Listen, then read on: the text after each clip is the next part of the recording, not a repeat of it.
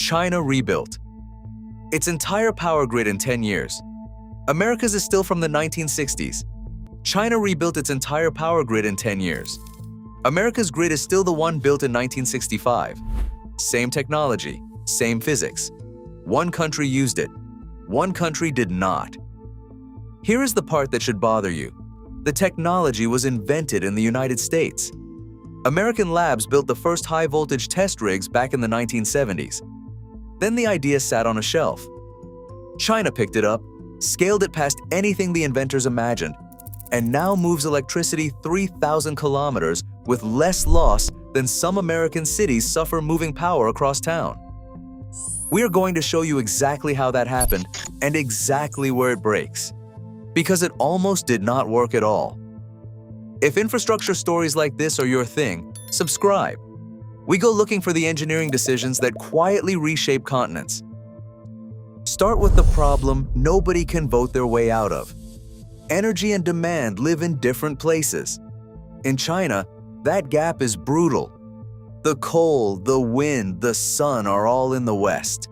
The factories and the cities are all on the east coast, 2,000 kilometers away. For decades, the only fix was digging coal out of the ground and shipping it east by rail. By the mid-2000s, that was not working anymore. The fuel needed to make electricity was eating up so much rail capacity that it was competing with itself for track space. So Beijing gave State Grid one mandate with no fallback. Move the power itself at whatever voltage it takes. Here are the three numbers that show what whatever it takes actually meant. 1,100,000 volts. That is the operating voltage on China's top corridors, so intense that standard copper wire cannot survive it. The lines run on custom aluminum alloy cable instead. $70 billion. That is State Grid's own announced spend on grid construction in 2024 alone, aimed specifically at ultra-high voltage expansion. 40,000 kilometers. That is the combined length of every ultra-high voltage line China has energized since 2009, enough cable to wrap around the entire planet. For comparison, Europe's flagship cross-border line, linking Norway and Britain, runs at less than half that voltage, across a fraction of the distance, and took 14 years to build. China treats that as a warm-up. Now here is where it gets strange, and where the story almost stalls completely. Every home grid runs on alternating current, because it is easy to step voltage up and down locally. But alternating current bleeds energy over distance, like trying to keep a swing moving by reversing your push every half second. Direct current does not reverse. It pushes one way continuously, and over thousands of kilometers, that difference is enormous. The catch, converting alternating current to direct current and back at these voltages, had never been done by anyone, anywhere. China's engineers didn't license a finished design. They co-built new converter technology with European manufacturers, and in the contract, they kept the software and control systems for themselves. One clause, signed years before the first line ever carried power. That clause is the reason China, not Europe, now leads research into the next voltage tier. But the first line still almost failed. 2009. The 800 kilovolt corridor from Yunnan to Guangdong went live, the highest voltage commercial line on Earth at that moment. Within months, ice built up on the conductors at high elevation in ways the dry season models never predicted. The insulators failed. Engineers had to redesign mid-rollout. A decade later, a bigger failure hit inside the converter stations themselves. These buildings are the size of warehouses, air filtered to near surgical cleanliness, because one floating particle near the equipment can trigger an arc flash strong enough to destroy it. During peak summer demand, the cooling systems ran hotter than anyone modeled.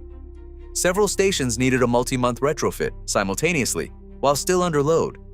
The line stayed on anyway, rerouted through backup alternating current pathways engineers had built years earlier, for a failure they could not predict but knew was coming. That is the part nobody puts in the brochure. This nearly did not work, twice. It worked because the system was built to fail safely, not to never fail. By the time the longest single corridor went fully operational, over 3,000 kilometers and more than 10 gigawatts continuously, China's regulator did not even classify it as an upgrade. They created a new category of infrastructure for it because nothing on the books described what it was doing. Now put America's version next to it. A single comparable line in the American Southwest, at less than half the voltage and less than half the distance, spent close to 2 decades in permitting before a single tower went up. Not because American engineers don't understand the physics. They wrote half the original research. The problem is jurisdiction. One transmission line can cross 8 to 12 separate state and federal authorities. Each one runs its own environmental review, its own land negotiation, its own comment period, one after another, never in parallel, and any single one can reset the entire clock to 0. China centralizes that same process under one authority and builds a comparable corridor in 2 to 3 years. That speed didn't just move coal east, it flipped the entire logic of where power gets built. Once you can move electricity 3,000 kilometers without losing half of it on the way, you stop building near demand and start building near resources. Wind in Inner Mongolia, solar in the Gobi, hydro in Yunnan, and let the wires do the rest. China added more renewable capacity in one recent year than France's entire power sector has ever installed.